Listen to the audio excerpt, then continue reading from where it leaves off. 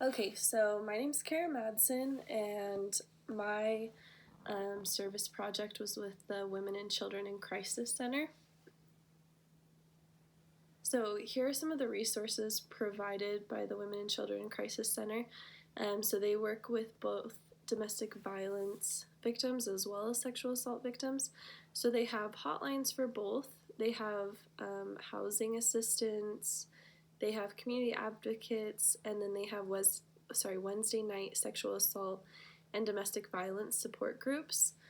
And right now they're holding it through Zoom, but normally it's at their location. And then just some specific resources for the sexual assault victims. So we have a hotline and then crisis counseling. We also have advocates that will go to the hospital with a sexual assault victim. And then we have education groups on Wednesday nights, and then therapy group. So that's just where sexual assault victims can be in group therapy. And then just to talk a little bit about my experience. So becoming a victim's advocate, you do 40 hours of training in 2 weeks.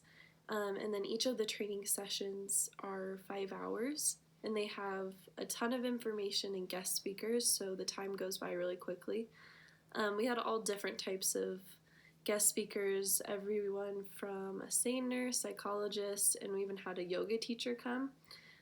We learned about several different aspects of sexual assault.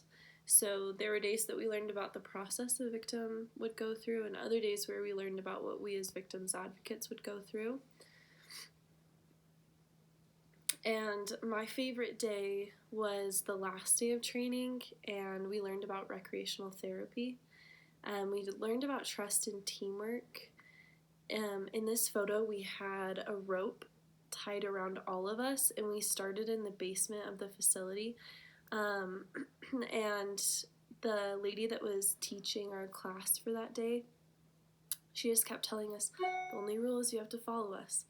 And so we started going up the stairs, and it was really challenging. We went out in the parking lot. We'd been doing it for about a half an hour. And she just kept saying, the only rule is to follow me. And so I finally realized that we didn't even need the rope, and that all we had to do was follow her. So when I told everyone that, we were all laughing and dropped the rope and started following her. And she said that she'd worked with families and groups like us, and one family that she worked with, it took them a few hours before they realized that they didn't actually have to have the rope. So it was really fun. We played all different types of games that we just got closer as a group, and it was just nice to have such a fun class to end, because some of our days were just so heavy that this was just a light, fun way to bond with each other. And then just some things that I learned. This picture was also during the recreational therapy day, so we had to keep our feet and our bodies all connected and get from one side to the other.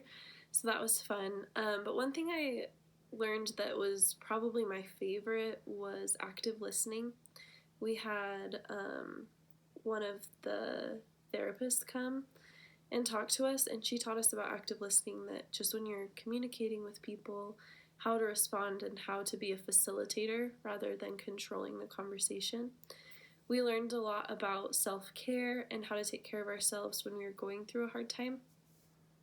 And then we also learned about shame and what it looks and feels like. And then we learned about fight or flight, and that those aren't the only reactions, that you can also freeze or adapt.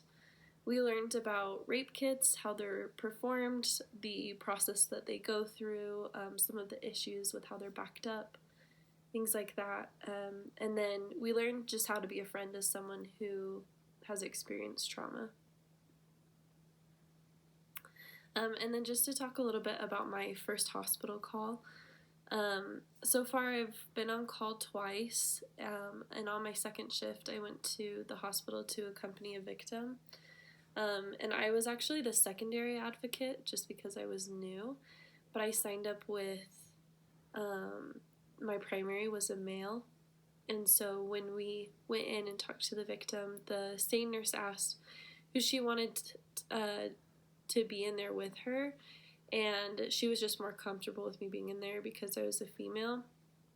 So this made me nervous just because all of a sudden I became the primary and all the responsibility was on me and I was by myself. So that made me nervous, but it ended up being a really good experience, and the SANE nurse was super nice and helpful and made the whole situation super comfortable. And I hope to continue being on the rape crisis team for as long as I can. And then that picture is my closeout letter from Lori, who's the director over the rape crisis team, and she is an awesome director. I really, really like her. And then this is just the link to their website for any more information or resources. So if you want to become a volunteer, I would definitely look into when they have training, or if you just are looking into their resources, I would definitely check out that link. So yeah, thank you.